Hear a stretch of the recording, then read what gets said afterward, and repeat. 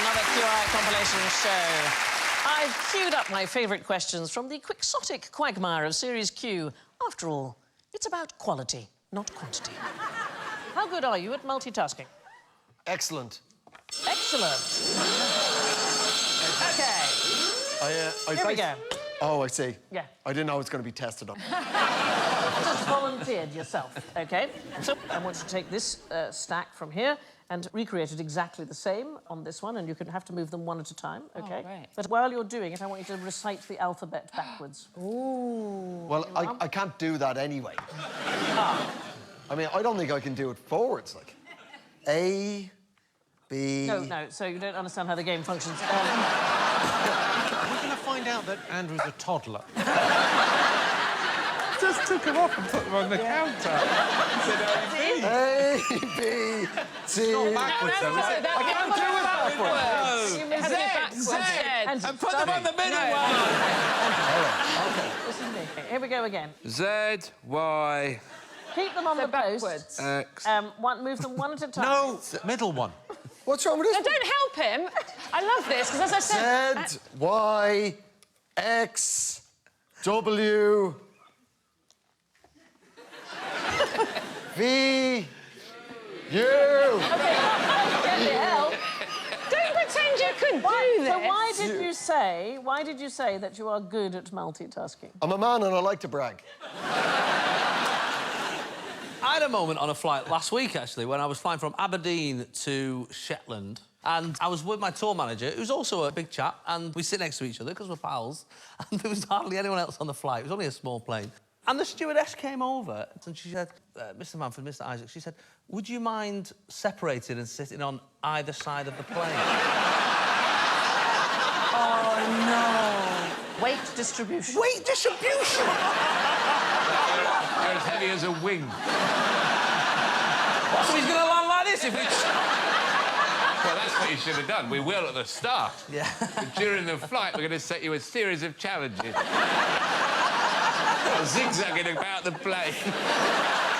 First time in the history of the world where turbulence is a person. Yeah. When you're a doctor, you only have to know how one, organism works. But when you're a vet, yes, people come in with, oh, my stick insect's got eczema. And then someone else is like, this horse is going to explode! It's gonna blow. Is it ticking? That's the ultimate Trojan horse. I think animals are like cars. They all work the same way, really. We've spent a fortune on my cat. I've spent over £1,000 in the last 2 years on my cat. £1,000? Trying to make it into a dog.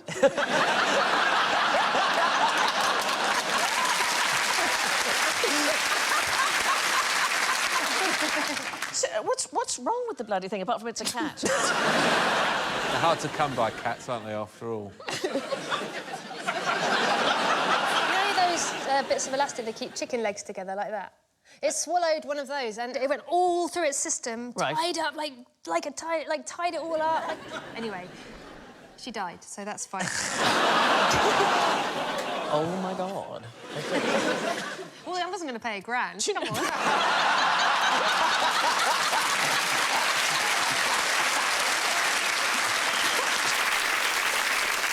Up until 1826, the Palace of Westminster kept all its financial records on something called tally sticks.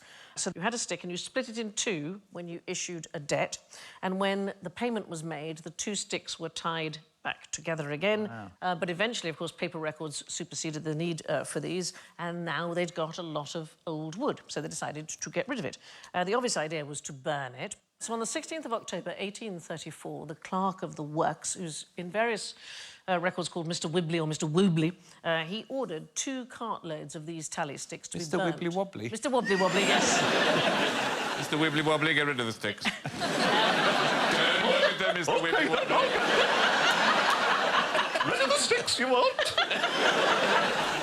So Mr. Wibbly Wobbly decided to burn 2 cartloads of these tally sticks in the basement staves at the Palace of Westminster, and the resulting fire burnt down both the House of Lords and the House of Commons. What an idiot, Mr. Wibbly Wobbly. Didn't feel good about it. He should have known. Yeah. What have I done? Put did you entrust this job to? Now, don't get angry. It better not have been Mr. Wibbly Wobbly. So here's a nice thing, apart from the toad sausages. One of the ways they're thinking now of saving the quoll is to turn them into pets. There are people who say that you should have them instead of a cat, and in fact, they're rather sweet. They can be trained. They can use a litter tray. They weigh about the same. Yeah, sweet, really sweet. Joey,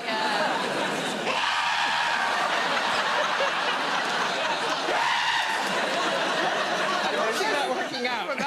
Have you got your foot sticking out from under the duvet and that gets hold of you? They do have the second biggest bite force quotient. So how hard they can bite relative to the size of any animal. Good for children, then. Yeah. Second only to the Tasmanian devil. What's the one on the right doing to the one on the right? I believe that's the beginning of improv. The one on the left's not keen on it. The second left's going, look at him, look at him! Look at him or I will torch you! Anyway, there used to be a thing called the Group of 60, and they were Athenian wits who got together and exchanged jokes. And so one of the ways you would tell a joke in Athens, you would say, the 60 said, and so on. But the very first joke book that Europe ever had was published by, anybody have a guess? We are talking in the mid-1400s. Ladybird. Well, the Vatican published it. It was utterly obscene. They had a sort of joke club called the Bugiali. It was literally a fib factory. There was a papal secretary called Poggio Bracciolini, and he kept a record of all these jokes. And he published it, 273 puns and jokes, mostly the usual stuff, farts, erections, obesity... Rubbish at reading, isn't he? Look at him. Yeah.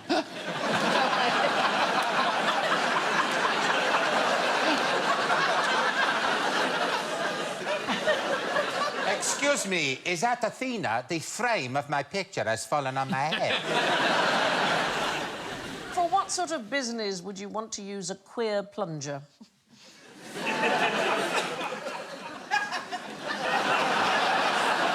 I once had a nightmare with a plunger. So we had a New Year's Eve party, and then the next day our toilet was blocked. And I thought, oh, I'll nail this. I'd never used a plunger before. Right. Difficult to use. Yeah, I thought I'd just whack it down there. Whacked it down, and it suctioned just onto the bottom of the toilet. Brought it up. All I had was the piece of stick. And now I didn't just have to unblock the toilet, I had to get my hand in there to get What can't I hear you do in space?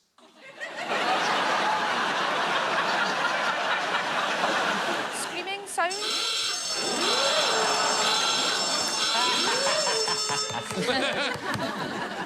So you can hear screaming? Well, it's a vacuum, right? Sound can't reverberate. But there are conditions where you could hear a scream, and that is what I'm going to come to. Yes, I know, but she for got you there. No, she has not got me there, because the question as it was presented by my learned friend was, what can you hear in space?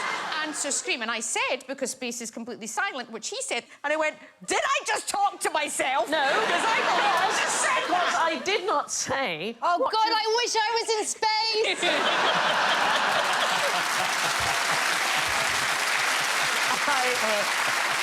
I did not say what you might be wearing. Oh, well, for the love of God, Sandy. This is like And this picture was a clue. So, sound is caused by the vibration of molecules, and if you didn't have a spacesuit on, it would be almost impossible to hear anything at all. However, astronauts can talk to each other by touching helmets. So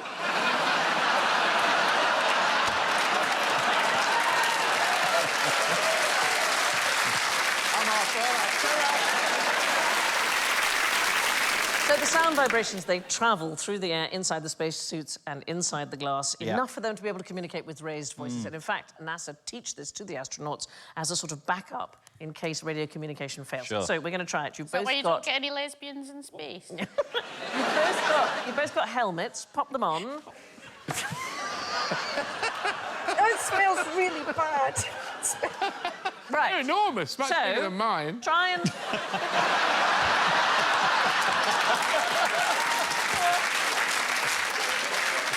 It's much bigger, but mine looks exactly like Caesar. Stand up and touch helmets and see if it helps you to hear. Now talk to each other. Hello. I've always loved you. I just like... Does it make a difference? Hello. Hello. Hello. Not really, Sandy, I'll be honest. We can't hear you. Can I take it off now? No. Yeah, no, go ahead. Could you feel the vibrations through the helmet? I don't think I could really hear, but I don't really understand her at the best of times, so... No, that is fair enough. Would you like to meet Vomiting Larry? No. What, have you got a thing about I'm vomit? just closing my eyes. You continue. No, we're not actually going to show vomit. We're just going to talk about it a lot. Oh, I thought somebody called Larry was just going to come meet us. It's going to be a volcano or some kind of weird beetle or something. It's not a volcano. It is a humanoid simulated vomiting system developed by UK's Health and Safety Laboratory in Derbyshire by researcher Dr. Kat Mackeson Booth. And there is Kat, and there is Vomiting Larry, right Hello. there. Sorry.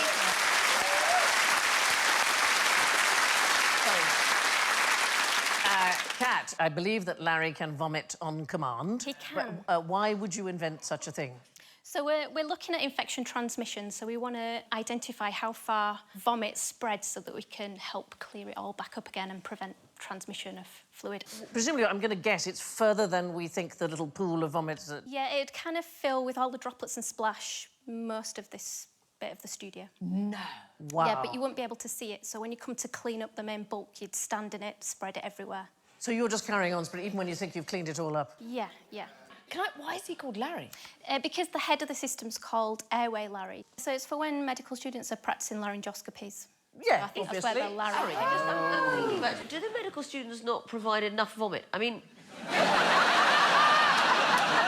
But they can't do it on command, so, you know. It needs to be 1, 2, 3, go. Yeah. Like that. OK, so now, we can't have Larry actually vomit, you'll be very pleased to know. However... Come on, Lawrence. We do have a film of Larry. We're going to have the film without sound, but if any of you lovely people would like to join in and create the sounds that you imagine Larry might make, then help yourselves. Why, of course. Yeah, let's have it. You only had to ask one. Here we go.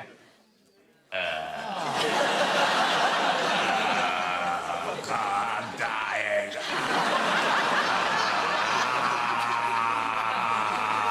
It's coming out of my arse as well.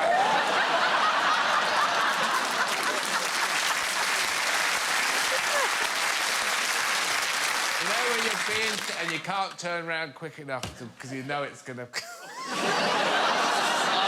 Oh, no. Oh, God.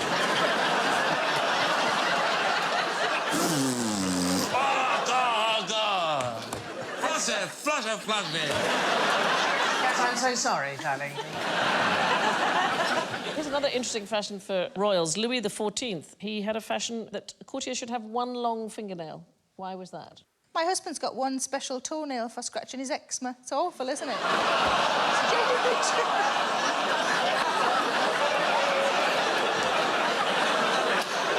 that the sort of thing you're after?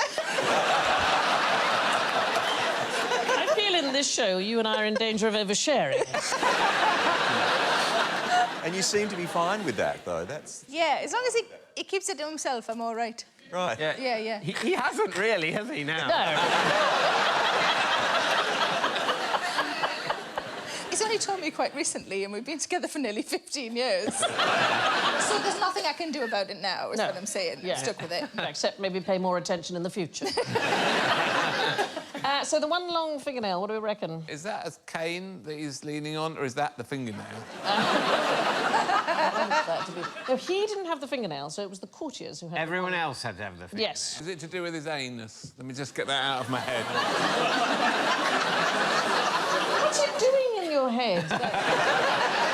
Just imagine it.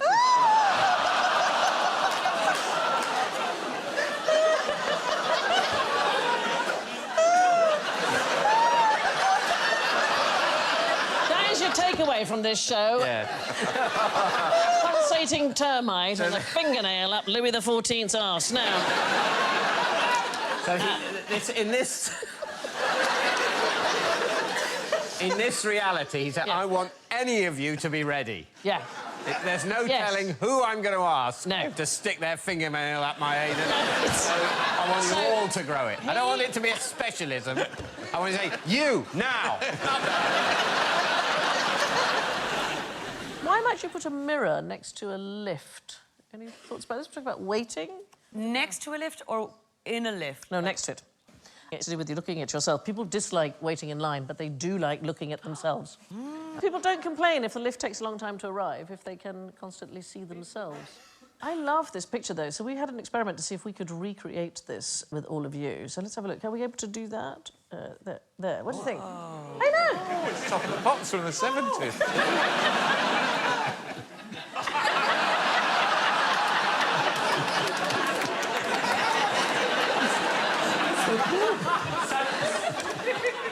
I love it. It's like a giant centipede. That is brilliant. That's really good fun. Wow! Can we do like the swimming thing where we go...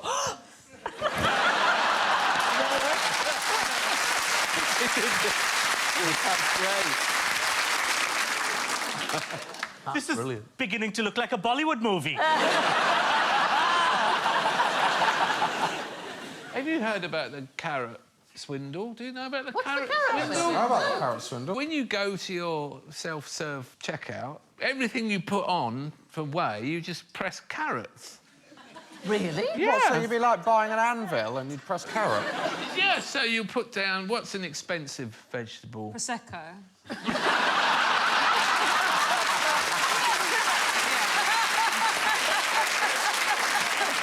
Are you paying everything for his carrots? I'm not doing it, Josh. I'm a very honest customer. Where did you learn this? From a reindeer.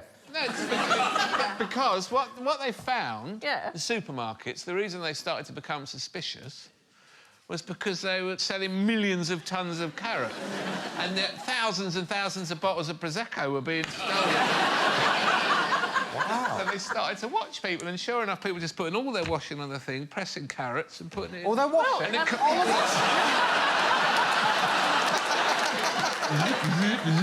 people were putting all their shopping on the thing, pressing carrots, and they've got 6 bags, they paid 12 quid. Theft from self-service tills has doubled in the last 4 years. So you should not put this information out. I'm doing it for Sainsbury's. Yeah. Yes. But Alan, when you put your washing on, what should you press?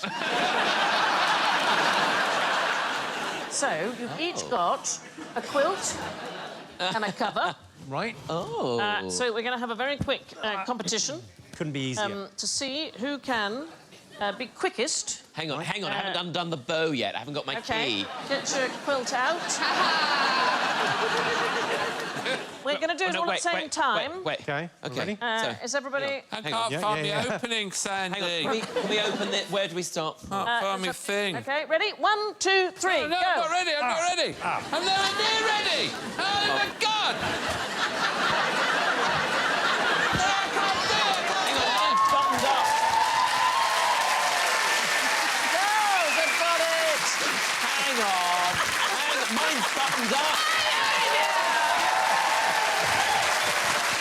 Yours didn't have buttons on it. Mine's buttoned up. That's not fair. Jimmy. Yes.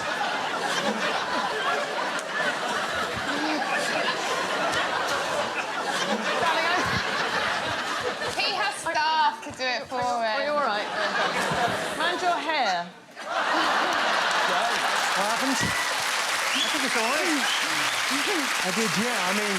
Jimmy, Wow. I think I'm not the only one who's amazed it stayed on.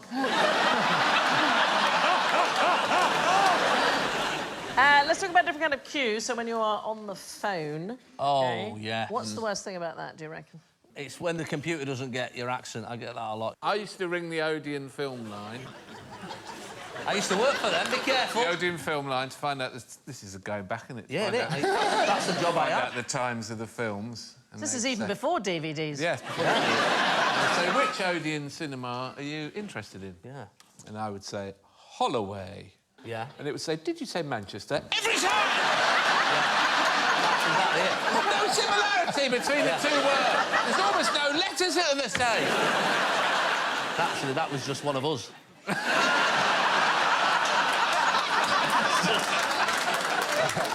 Bolton, did you say Baghdad?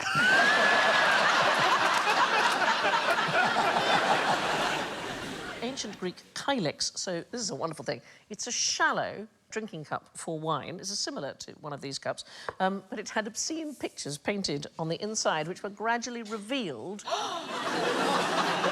We've censored this because, you know, they would have things like a couple having sex, a man wiping his bottom, naked people, and then an eye cup. So it's a wide mug with eyes and sometimes a nose painted on the outside. It looked like you were wearing a mask when you drank it. And sometimes they painted ships on the inside, so it looked like the ships were sailing on the wine as you drank it. I think we should have more fun with cups. How great that you're drinking, you're getting pissed, and at the bottom of the cup is something that you're probably going to do. You know, when you're done with like an instruction manual? Yes, like, you know what, this is where this is heading. Oh, I feel like that just kind of cuts to I would chase. be really annoyed, though, if I got to the end of my cup and I was like, so what, now I have to learn the flute as well?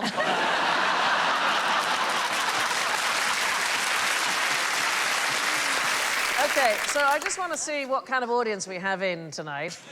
Who would like us to remove the pixels? Put your hands up. Who's quite happy with it being censored? Like, listen. Oh, my. No one at all. All right, let's The remove best the audience. pixels and see what's behind. It's going to be a flute. Literally nothing. Genuine disappointment. What a tease. Especially for him. Our queuing advice is to really rile people up by ignoring the instructions at an airport and standing on the left of an underground escalator. That's really upset you. No. That's the You know, only that's thing I care about after Brexit. Yeah. Well, that's only down here that's a problem. That is London. It's only London. It's not even a... It's not even questioned anywhere else. Stand wherever you want. You stand wherever you want? Yeah, it's not a thing. Do what you want. It's just a thing down here. Stand on the right.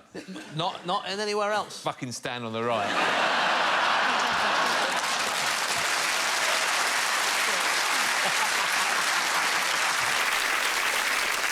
What's your normal temperature? Isn't it lower if you're a woman than a man? Slightly higher for a woman. Slightly higher? Yeah, it was one or the other, wasn't it? Yes. Yeah. Just go either way with that. Because, you know, there's that stereotype of, like, turn up the heating, but I'm too hot, babes. It is an issue that office temperatures are set to male averages as opposed to female averages. Do you know a fact about Christine Lagarde, who's the head I don't know of the any IMF? facts about Christine Lagarde. Oh, well, you're about to bloody get one, Sandy. Let's swap chairs. Can I have your glasses for a second?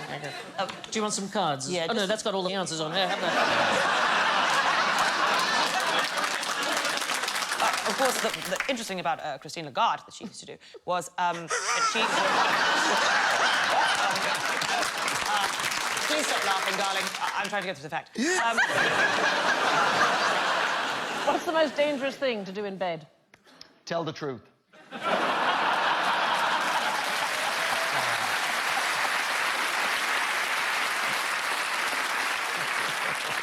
Anybody else? Reverse cowgirl?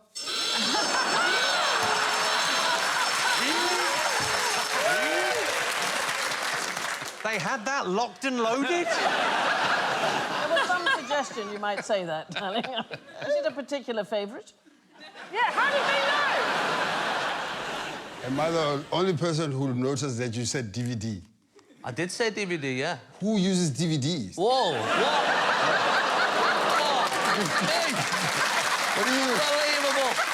Everyone just glanced over that like that wasn't a crazy thing to say. Like, You still use DVDs! I'm still on VHS, so... Yeah. I played the cassette only yesterday, and you know what happened? It got stuck. Do you remember when cassettes used to stretch if you played them for too long? You get a little pencil inside. Why not? Oh, it's good those time, were the good days. time. Well, they get stuck.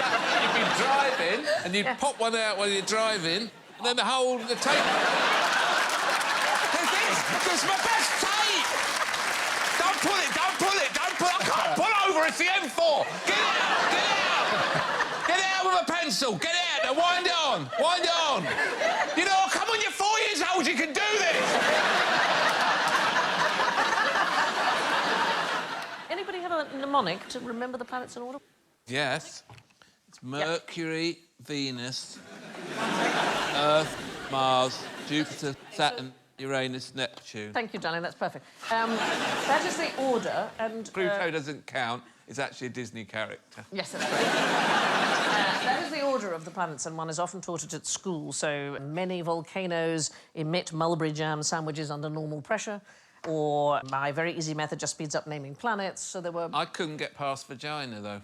I've got moist vagina expected, might just steam up 90.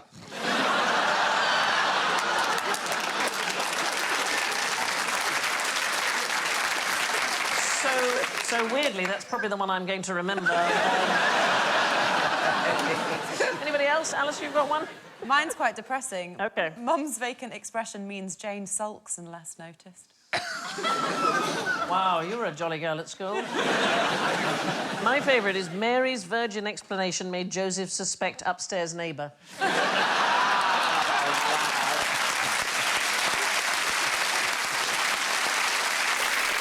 Right, Alan and Aisling, I've got an EastEnders-style script for you. I'm actually going to take a small part in this myself. Oh. I know. So, you know, big gestures, big pausing. Here we go. OK. Oh, Aisling, I'm having some real barney rubble with me old trouble and strife.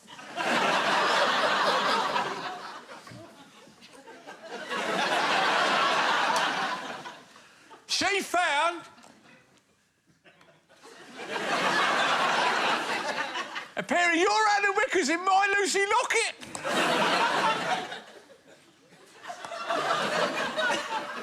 Oh, Alan.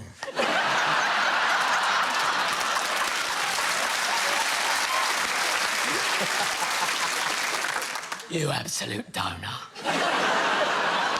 You need to be more careful. Now, what's this all about? Stay out of this! You cow! You kiss you. See how this cow? You're not my mum. Actually...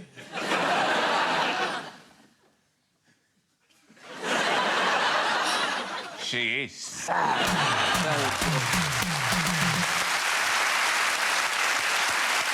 that's all from QI tonight. I leave you with a quip from French poet Joseph Roux. A fine quotation is a diamond on the finger of a man of wit and a pebble in the hand of a fool. Good night.